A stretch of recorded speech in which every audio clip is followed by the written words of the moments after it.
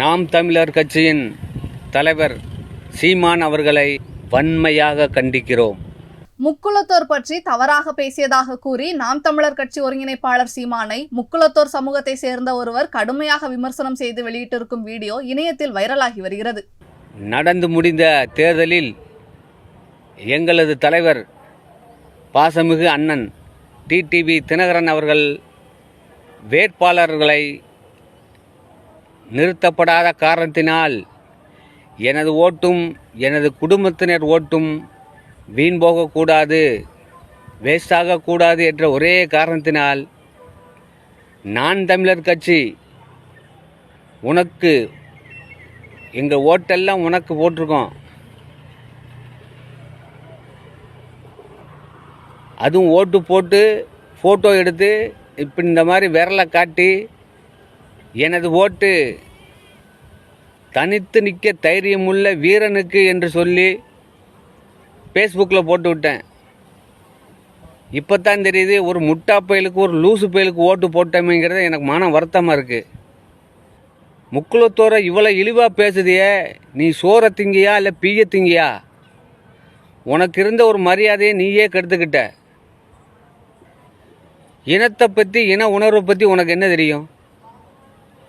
ஒருத்தனுக்கு பிறந்தவனுக்கு தான் இன உணர்வை பற்றி தெரியுமே தவிர வாரவன் போகிறவனுக்கெல்லாம் பிறந்தானா எப்படா உனக்கு இன உணர்வு தெரியும்? உனக்கு இனன்னா உனக்கு என்னன்னு தெரியுமா? கொத்தனார் வேலையை கூப்பிட்டு நீ அங்கே போ, நீ இந்த வேலைக்கு போ, இந்த வேலைக்கு போன்னு சொன்ன மாதிரி நீ பாட்டுக்கு உன் இஷ்டத்துக்கு பேசுகிற.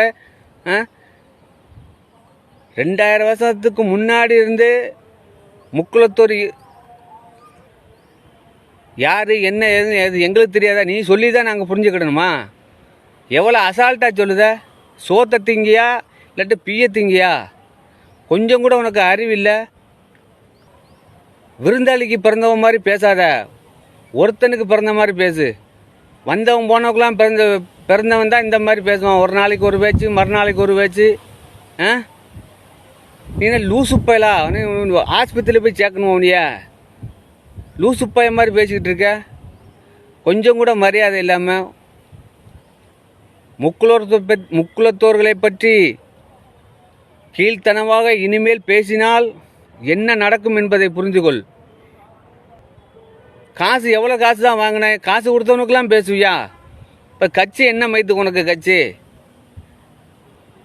சீமானே ஒழுங்காக பேசு, சோறை திங்கிறவ மாதிரி பேசு. இன்னும் நீ கொஞ்ச நாளில் வரு, நீ அடுத்த ஜெயந்தி விழாக்குள்ளே நீ மெண்டல் பயல் ஆகி நீ ரோட்டு ஓரமாக அலையுதே இல்லையான்னு மட்டும் பாரு. லூசு பைய பேசுகிற மாதிரி பேசிக்கிட்டு இருக்க. என்ன பேசுன்னு உனக்கே தெரியுதா?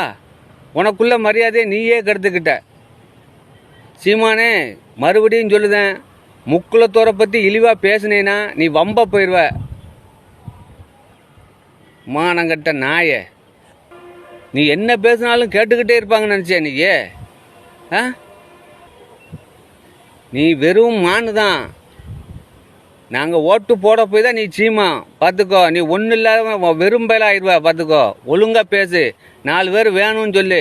முக்குளத்தோர் எத்தனை பேர் உன் பின்னாடி கொடி பிடிச்சிட்டு அலைஞ்சாங்களே, அவங்க மனசு எவ்வளோ புண்படணும் கொஞ்ச நாள் யோசிச்சு பார்த்தியா? மெண்டல் பய மாதிரி பேசிக்கிட்டு இருக்க. முக்குளத்தோரை இழிவாக பேசுறது இன்னையோட விட்டுரு. இன்னும் எந்த மேடலையாவது முக்குளத்தோரை இழிவாக பேசுன காலம் பதில் சொல்லும். சீமானே, உனக்கு காலம் பதில் சொல்லும், மறந்து விடாதே. செய்திகளை உள்ளது உள்ளபடி தெரிந்து கொள்ள ரெஃப்ளெக்ட் நியூஸை சப்ஸ்கிரைப் பண்ணுங்க.